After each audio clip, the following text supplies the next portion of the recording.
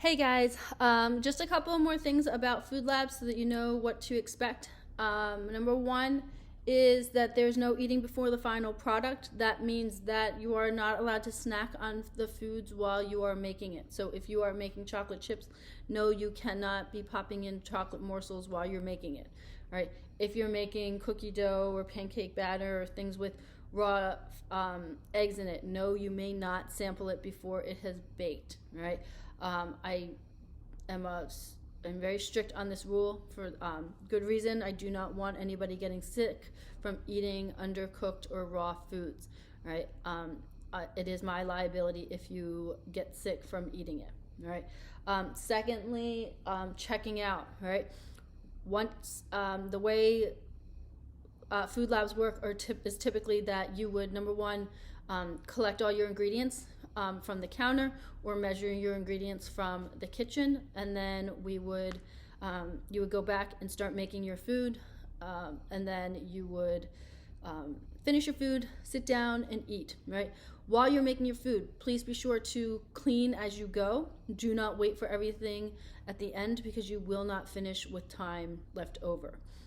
Right, I typically give a 10 to 15-minute warning by the end of the class period. That is when everybody should be up and getting back into their kitchens to finish up any cleaning that needs to be done. Right, once you think everything is clean, that means that all your dishes are washed, rinsed, dried, put away.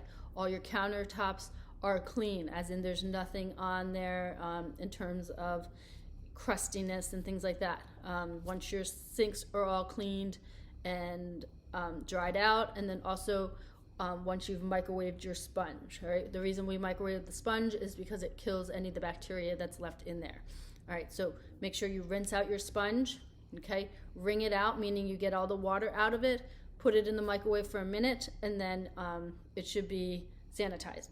Yes, your sponge will be hot, so please be very careful when taking it out. But once all of those things are done and you think your kitchen is good to go, I will come through, or your teacher will come through and check your kitchens. Right? What that means is that we will go through and check everything that you've used. So if you used a skillet, I'm going to check it to make sure that it's nice and clean. If you used a mixing bowl, I'm going to make sure that it's clean and dried. I will check all the equipment that you use to eat off of, etc., etc. All right. I will also check the counters to make sure that they are smooth and there's no crustiness all over it. I will take my hand and go over it and make sure that it's nice and smooth and clean. If it's crusty, if there's stains on it, you will be responsible for cleaning it. Okay.